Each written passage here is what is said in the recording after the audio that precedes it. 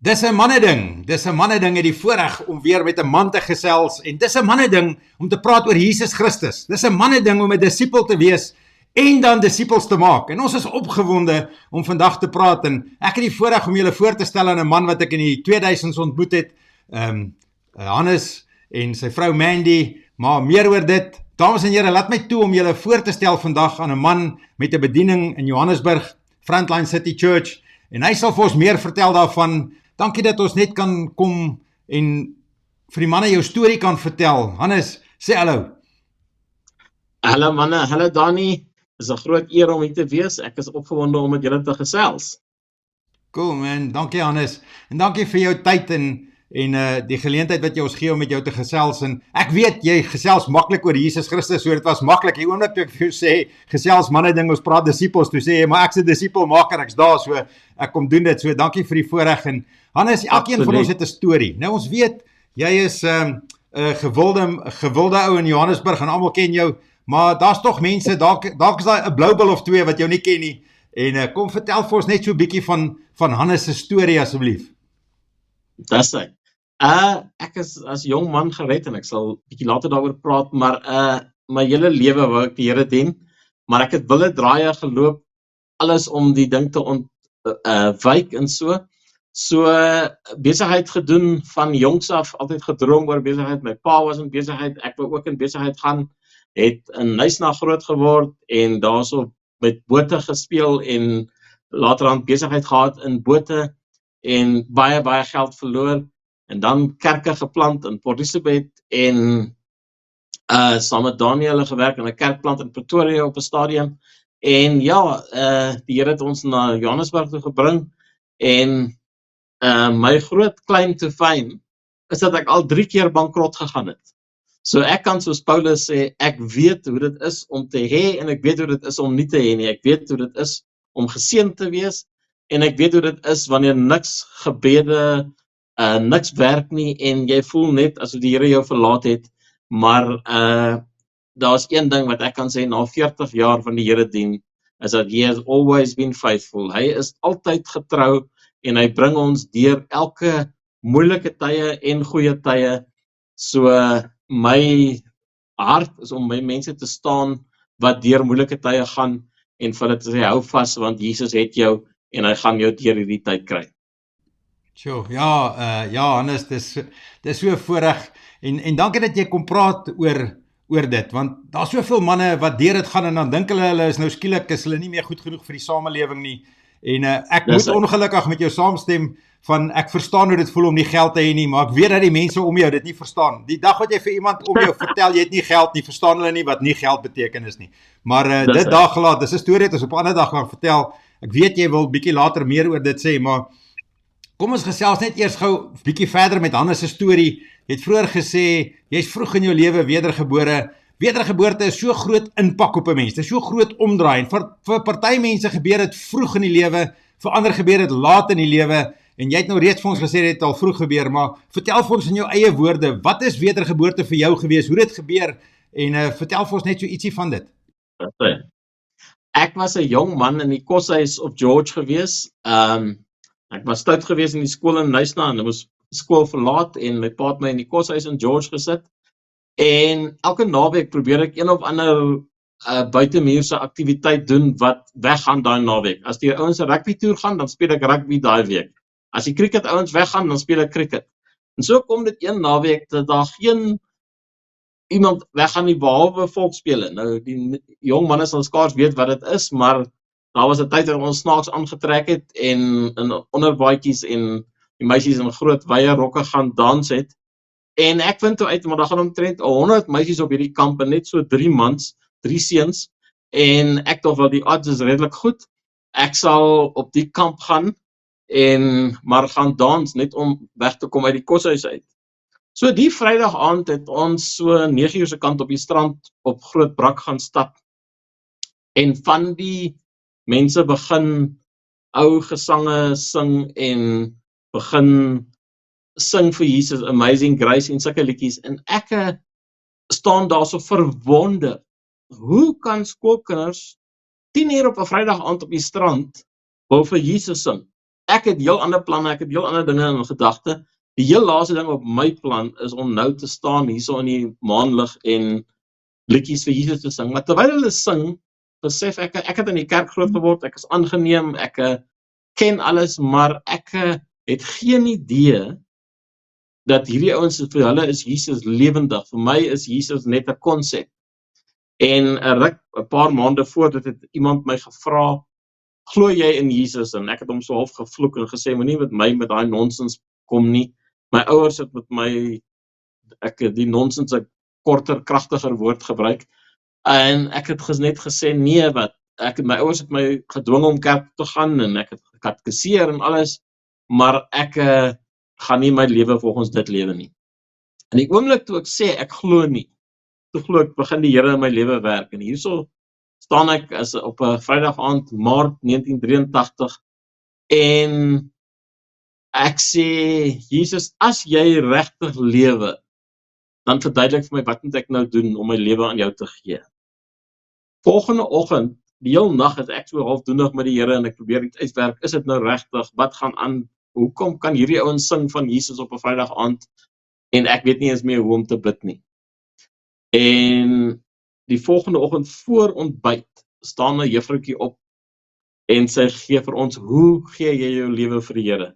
Sy gaan deur die stappe van repentance en vra vir vergifnis en begin 'n hele lewe. En ek staan daarop as die enigste ou tussen omtrent 100, meestal meisies, en ek sê, ek gee my lewe vir die Here.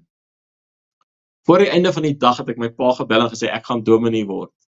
My pa het uitgebars van die lag en sê, jy so 'n skaam ouetjie wat nie eens kan 3 woorde by mekaar sit nie. Daar's geen manier dat jy vir 20 minute kan preek nie. En my pa sit maar die foon neer en sê, nee, jy moet besigheidsman word. So, vir my die wedergebore dag was daarso, is nou seker 41 jaar terug as ek reg tel, dat ek gesê het, Jesus, your way or the highway, my lewe is joune, doen wat jy wil. En ek het maar partykeer wille draaie geloop, maar kort daarna is ek army toe, en daar in die army het die besluit om by Jesus te staan moeilik vasgestaan, want daar was getrek na allerlei verskillende rigtings, maar my lewe het 'n draai geloop wat ek het besluit om Jesus te dien, en ek het nooit weggegaan van daai besluit af nie. Ek het partykeer rondgemors in verkeerde goeders, maar nooit weggegaan van die besluit dat my lewe behoort aan die Here.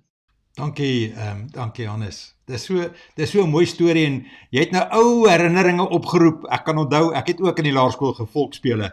So ek het ook gevolkspele, so ek verstaan daai ene, maar dankie vir daai deel. My Engelse mense verstaan dit glad nie. Hulle weet nie waarvan ek, hulle weet glad nie wat dit is nie. Maar ja.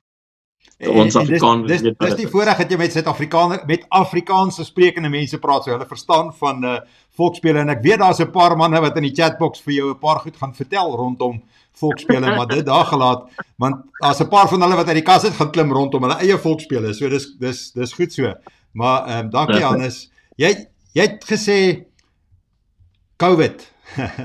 En dis 'n manne ding, het al 'n hele paar manne mee gesels sover, maar nog nie een van hulle het gepraat oor COVID en die impak van COVID nie, en jy het vir my gesê, maar jy moet praat oor dit, want jy's inherente sakeman, jy maak geld, jy's 'n sakeman wat met geld woeker en werk, jy verstaan daai gedeelte, jou pa het vir jou vertel, jy gaan 'n sakeman wees, en alhoewel jy 'n bediening het, is jy in jou wese ook 'n sakeman, maar COVID het 'n draai gestap met julle, vertel vir ons daarvan. Dis hy. Ek en my seun Jared het saam 'n besigheid begin in 2016 in die fiberbedryf om suburbs. Ons het 3/4 van Joburg se Womatel lyne gelê in verskillende plekke, en klein begin in Maart 2016, maar die besigheid het regtig goed gedoen en ons het gegroei. En ek hou nie van syfers rondgooi nie, maar dit maak seker net help mense om te verstaan. Teen Maart 2020 het ons so 30 projekbestuurders gehad en 'n klomp suppliers wat vir ons gewerk het in die mark, 'n klomp subkontrakteurs, en altesaam op 'n goeie dag was daar so 7000 mense wat gewerk het om kabels in die grond te kry om te doen. Ons het 'n paar 100 kilometer in 'n maand gedoen en werklik goed gedoen en daai laaste stukkie van 2019 en in die begin van 2020 was ongesaglik winsgewend geweest en baie goed gedoen. Ons het gereeld meer as 10 miljoen rand in spesifiek Maart maand 2020, alhoewel dit nie eens 'n volle maand was nie, het ons 30 miljoen rand turnover gedoen. So die besigheid was 'n jong besigheid en het net op dreef gekom en ons het nuwe mense aangestel in die begin van Maart en skielik sê hulle so alles stop. Nou om 'n besigheid wat 30 miljoen rand turnover doen, het jy meer as 1 miljoen rand se vaste kostes of jy nou enige iets doen of nie.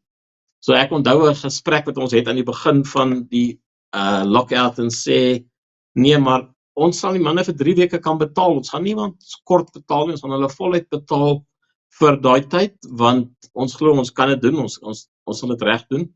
En ons het al ons subkontrakteurs betaal wat hulle gedoen het tot op daai stadium, alhoewel hulle nog nie due was vir betaling nie, want dit was eers as hulle klaar is met die werk moes hulle betaling kry, maar ons het vir almal gemeet hoe ver hulle gegaan het en hulle betaal sodat almal kan kos hê gedurende daardie 3 weke wat die eerste lockdown was. Natuurlik is die lockdown verleng en toe ons terugkom, toe mag ons net 100 mense op site hê. So jy het 30 projekbestuurders wat na 100 mense kyk wat grawe, wel 70 mense kyk wat grawe. So die som het nie gewerk nie. En ons het toe 'n projek begin of 'n tydperk van ons lewe begin waar ons meer as 1 miljoen rand 'n maand verloor het vir so 20 maande aan mekaar. Elke maand is ons 1 miljoen rand slegter af as die vorige maand. En ons het eers al die geld wat ons self besit het en wat ons self gemaak het verloor en ons het bly dink dit gaan beter gaan oor 'n maand of 2 en uiteindelik in die einde of die middel van 2022 nou hierso 1 Julie 2022 het ons alles gestaak en teen daai tyd skuld ons miljoene en ons het al ons karre en huise en alles wat ons besit het, ek het 8 huise besit op daai stadium, al huise en alles wat ek moontlik kon en wat my seun moontlik kon verkoop en ons het ons op straat gesit sonder huis, sonder kar, sonder niks nie. En ja, in 'n ander storie sal ek vir julle vertel wat aangegaan het, maar ek sal net vir julle kan sê dat dit gaan hoe rof gaan, dit kan hoe agteruit gaan. Die Here is daar by ons en hy dra ons deur sulke tye en hy weet lank voor dit goed verkeerd gaan dat dit gaan verkeerd gaan en hy stel safety nets op om ons te vang. Ja, dis 'n wille getuienis en ek is seker daar's manne wat kan resoneer hiermee. En dankie dat jy die vrymoedigheid het om dit te kom vertel. Ek weet dis nie maklike goed om te vertel vir 'n man as jy sien daar gaan my kar en daar gaan my goed nie. Maar ja, ons vertrou dat hierdie woord iemand gaan help en met iemand gaan resoneer. Maar Hannes, jy het Frontline City Church in Johannesburg en ek hoor van wonderwerke en ek hoor van goed wat gebeur daar en opgewondenheid by Frontline City Church. Vertel vir ons van julle bediening. Dis hy. So, ons bediening, soos jy weet, het in 2011 begin. Ek onthou 'n spesifieke dag wat jy by my gestaan het in my huis in Rymsig en jou hande op my gelê het en gesê, Hannes, jy is besig met presies wat die Here wil hê jy moet besig wees. You are in the right place, exactly where God wants you. En in baie moeilike dae en in dae wat ek gedink het, ons mors ons tyd en ons gaan nie op die regte pad nie, het ek teruggedink aan daai woorde wat jy gesê het en dit het my baie versterk in moeilike tye. So, ons as gesin was natuurlik die grootste givers in die kerk, of van die grootste ouens wat gegee het. Ons het maklik 100,000 rand in 'n maand vir die kerk gegee om huur te betaal en ek het ander pastore aangestel om na die kerk te kyk sodat ek kan werk met besigheid, maar ek was nog steeds die hoofpastoor van die kerk gewees, maar daar was 'n sosiale werker en 'n ministry ou en 'n profeet en 'n dit en 'n dat en almal het goeie salarisse gekry en dit het goed gegaan. So toe ons begin moeilikheid kry, toe kry nie net ons in ons persoonlike lewe nie, maar die kerk ook moeilikheid. En nou is dit skielik moet die kerk op 'n fraksie van sy budget deurkom, die deure is gesluit en Ons kan nie eens kerk hou nie en ouens gee maar net nie aanlyn soos wat hulle gee as jy werklike dienste hou nie. So dinge raak interessant en dat kom toe 'n tyd laat 2021 waar ons besef ons gaan dalk nie die kerk kan hou nie. Ons het 'n plek wat ons huur en dis baie moeilik. En daar kom toe 'n plek in die straat waar ons kerk het te koop, waar al die ander plekke teen 7 of 8 miljoen rand is hierdie plek toe teen 3 miljoen, want 3,5 miljoen, want hy is nie in 'n goeie kondisie nie, maar ek sien kans vir baie om plekke reg te maak. En ons besluit dat die verband op 3,5 miljoen omtrent gelyk is aan die huur wat ons betaal op daai stadium. So ons gaan die plek koop, die finansiële bestuur van die kerk neem die besluit, ons gaan die plek koop, en nou moet ek die teken vir die verband, maar gelyktydig gaan ons eie persoonlike dinge slegter en slegter en slegter, en ek kan net nie my hand daarop kry om die verband papiere te teken, laat ons die verband kan kry vir die kerk nie. Die manne in die kerk is so opgewonde oor die plek, hulle gaan doen sommer tuinwerk op 'n Saterdag by die nuwe kerk, hulle sny gras en hulle trim bome en hulle begin die plek regmaak vir ons om te trek, en ek het nie die guts om die verbandpapiere te teken nie. Een Saterdag het ons 'n diens gehad en waar ons verlossing minister, en ek en Mandy kom moeg by die huis en ons is half, was dit die moeite werd, het die ouens deurbraak ondervind en sovoorts. En ek kry 'n WhatsApp en Mandy vertel altyd die storie, sy hoor net hoe trek ek my asem in en sy dog daar's iets fout, sy sê, wat's fout? En ek gee vir haar my selfoon en daar word 'n boodskap geskryf, Pastor Hannes, die Here het met my gepraat, ons moet die gebou koop, so ek sal die 3,2 miljoen rand betaal vir die gebou, en so het dit gekom dat ons hierdie gebou 100% sonder 'n verband, sonder enige skuld besit, en om 'n lang storie kort te maak, het ons uiteindelik albei ons families, ek en my seun se familie, het ingetrek op die perseel van die kerk, en ons kon toe hierso 'n ou houtskuur wat op die plot was, verander in 'n kerk, en ons sal ook later vir julle die Facebook links gee, dat julle kan Frontline gaan kyk. Ons het 'n pragtige kerk, die Here het vir ons op YouTube ook, is daar mooi video's oor die perseel en alles. En in die tyd wat ons persoonlik die swaarste gekry het die Here vir ons die kerk verniet gegee. Toe kom die aantuiging nou natuurlik dat ons besigheid het die kerk gekoop, en ons het die geld gevat om te verduister en die kerk te verkoop, maar gelukkig was daar bewyse van hoe die Here dit gedoen het en alles. So, in die midde van ons moeilikste tye, het die Here vir die kerk as sy eie tuiste gegee, en ons is hierso en ons operate op die boodskap wat die Here vir Moses gegee het. Jou werk is om die mense vry te maak uit hulle slawerny uit, en ek glo die kerk se mense is nog baie in slawerny. Jesus het betaal vir al ons vryheid, maar mense is soos iemand wat 'n bankkaart vol geld het, maar hulle ly honger, want hulle pas nie toe dit wat Jesus vir hulle betaal het nie. So as ons werk is om vir mense te verduidelik en te help om te weet wat het Jesus voorbetaal, en dat hulle daarmee kan gaan iets doen om hulle self vry te maak. Dankie Hannes. Ja, dis so bemoedigend. Dis so, die Here is 'n wonderwerk God, en hy het wonderwerke vir ons.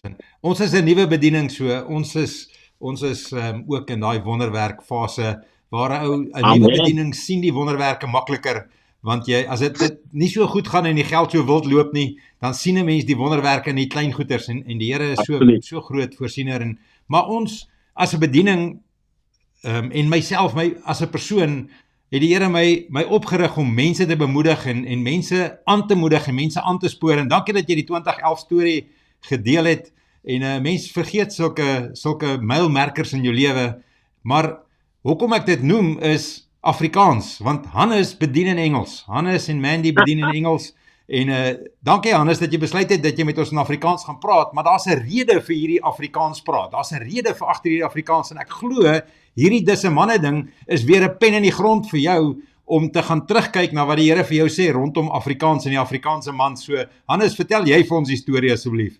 baie jare terug, ek raai, dis seker amper 40 jaar terug, so ek so net uit die army uitgekom het en ek, so in 1987, so, voordat ek nog my vrou ontmoet het, voordat ek sê ek, wat gaan ek nou doen as ek klaar is met die army, hoe gaan ek my lewe vat, en die Here het my gevat na Esegiel 3 toe, op daai stadium, en ek gaan net nie so 'n paar woorde lees, ek gaan nie die hele stuk lees nie, maar in vers 4 sê hy vir my, mens, gaan na die mense van Israel toe, en sê vir hulle wat ek sê, jy word nie gestuur na 'n volk wat 'n onverstaanbare, moeilike taal praat nie, maar na die mense van Israel toe, ook nie na baie volke toe met onverstaanbare, moeilike tale nie, sodat jy nie kan verstaan wat hulle praat nie, het ek jou maar na hulle toe gestuur het, hulle sou na jou geluister het, maar die mense van Israel sal nie na jou luister nie, want hulle wil nie eens na my luister nie.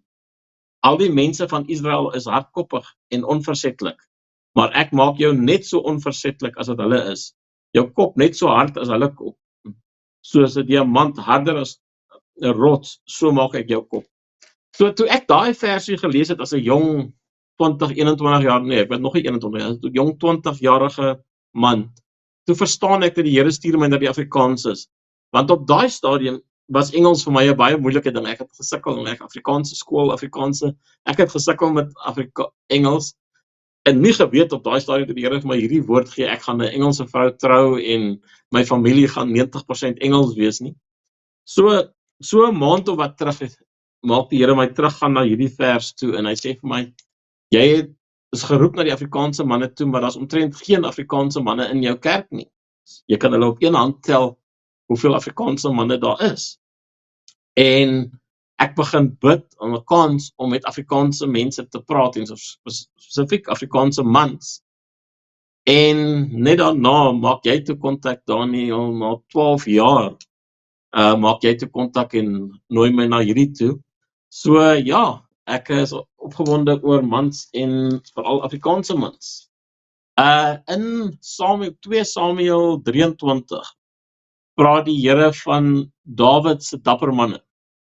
En ek voel dat Afrikaanse mans is juis daai dapper manne wat die Here mee praat. Julle weet, ons was uit die politieke realm uitgehou vir 30 jaar, was daar amper geen Afrikaanse mense in die kabinet nie. En nou in hierdie tyd het die Here teruggeroep en manne teruggesit daarso as verskillende rolle, en ek voel ons het weer 'n spreekbeurt in die parlement in, en dit gaan dalk nog groter word met tyd.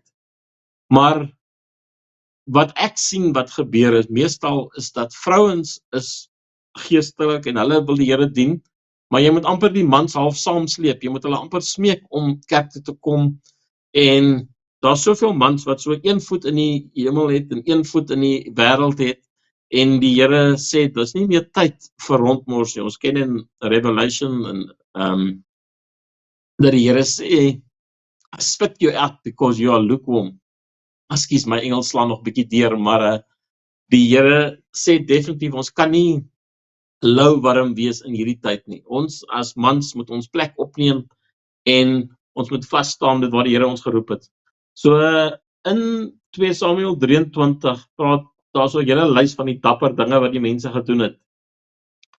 Vers 8, die volgende dapper manne was by Dawid, en dan noem hulle al die name, en hulle sê, hy het met sy spies 800 man in een veldslag aangewend, laat sneeu hom.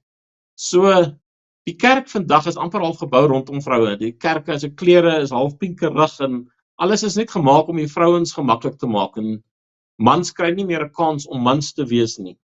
En so gaan dit aan, en dit staan inderdaad hy in die Filistyne het gereeld gekom om sy pea patch, sy lentilveld te beroof, en uiteindelik toe plaas hy homself in die middel van sy pea patch, en hy staan af, so vers 11, en hy het daar vasgestaan toe hy klaar beklei het. Toe kan hulle skaars die swaard uit sy hande kry, want sy vingers was so vasgevries rondom die swaard. En ek sê, die Here moet vir ons Afrikaanse manne 'n bietjie plant in die middel van ons pea patch, in die middel van ons verantwoordelikheid as vaders, in die middel van ons verantwoordelikheid as ouers, in die middel van ons verantwoordelikheid as die hoof van die huis. Jy weet, ons is baie lief om Afrikaners om te sê, leadership is male. Maar wanneer dit kom by regtig geestelike leierskap, dan staan ons mans agteruit en ons laat die vrouens die ding lei. En ek het geen probleem met vroue wat bedien nie. Ek is trots op my vrou wat 'n sterk bedienaar is. En daar's baie vrouens wat ek ken wat baie goed bedien.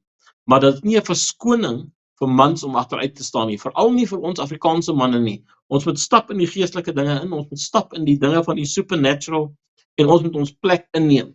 In vers 16, 'n man het gekom met 'n spies teen hom en hy het 300 man laat sneuwel. Jy weet, lyk my die mans van vandag, as een ou net teen jou opstaan en sê, nee, maar jy mag nie die woord preek nie. Weet julle, hoeveel mense het vir my gesê dat ek het nie die reg om die woord van blessing en prosperity te preek, omdat ek self deur moeilike tye gegaan het nie, omdat daar mense is wat baie seer gekry het deur my besighede wat toegemaak het. Maar ons moet opstaan en ons moet die Here dien, en al gaan dit sleg, al gaan dit moeilik. Dit sê, een slag was daar so in Engels, the man jumped in a snowy pit. Dis alles hier so in 2 Samuel 23, hy het op 'n sneeudag het hy in 'n put gespring om 'n leeu dood te maak.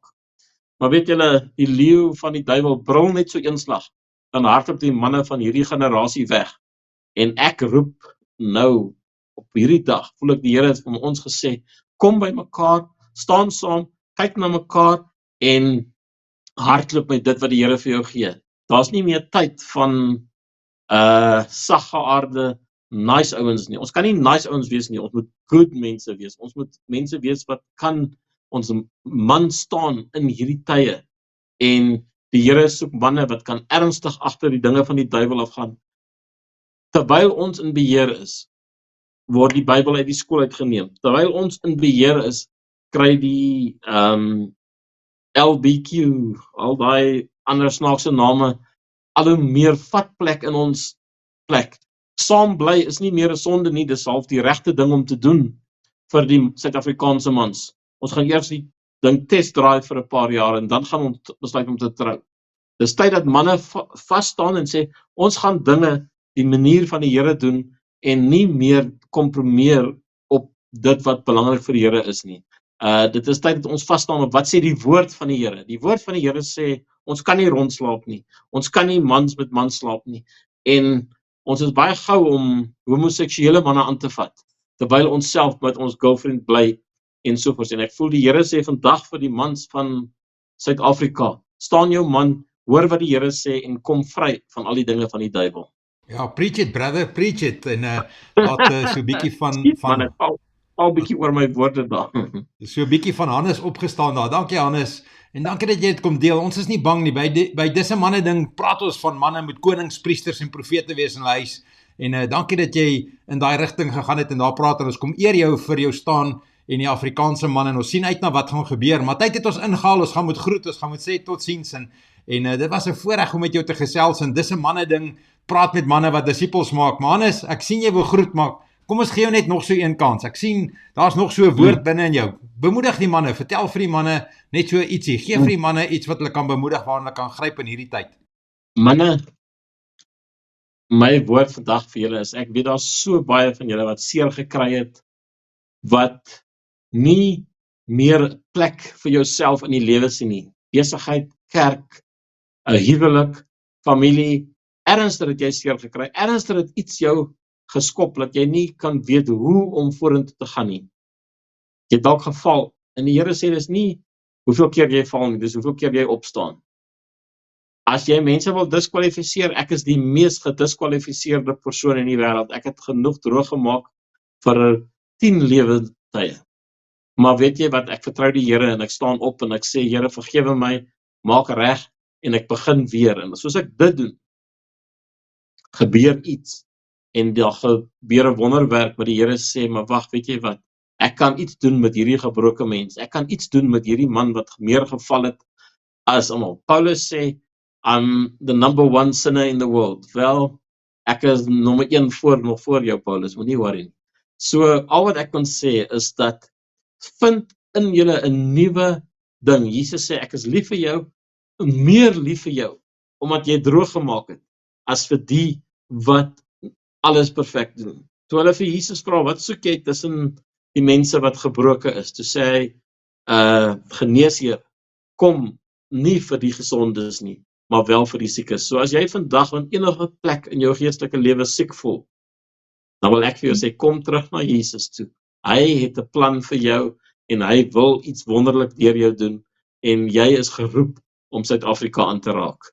Stap in alles wat die Here vir jou het. En Dani, as ek persoonlik vir jou kan sê, ek weet jy het baie draaie geloop, en baie dinge gedoen al, maar ek kan vir jou sê wat jy in 2012 vir my gesê het, jy is presies wat die Here jou wil hê, en jy doen presies wat die Here wil hê jy moet doen. Sterkte, en ek sien groot deurbrake deur jou, en veral hier in die manne ding. Dankie Hannes, en dankie vir daai bemoedigende woord, en ek vat dit, ons weet ons het saad in die grond, maar partykeer terwyl hy saad so onder die grond lê, voel dit nie so nie. Maar dankie Hannes, en dankie vir jou kom gesels vandag, dankie vir jou oopheid, dankie dat jy gepraat het met manne se harte, dankie dat jy lief is vir Jesus, en lief is vir die manne van Suid-Afrika, en bereid is om te werk in hierdie arbeidsveld. En dis 'n manne ding, kom en ons sê, dis 'n manne ding om te praat oor Jesus Christus, dis 'n manne ding om 'n koning, priester en profeet in jou huis te wees, dis 'n manne ding om disippels te maak. En dankie Hannes dat jy 'n disipelmaker is, sê groete by jou huis, liefde, totsiens. Dankie Dani, mooi bly.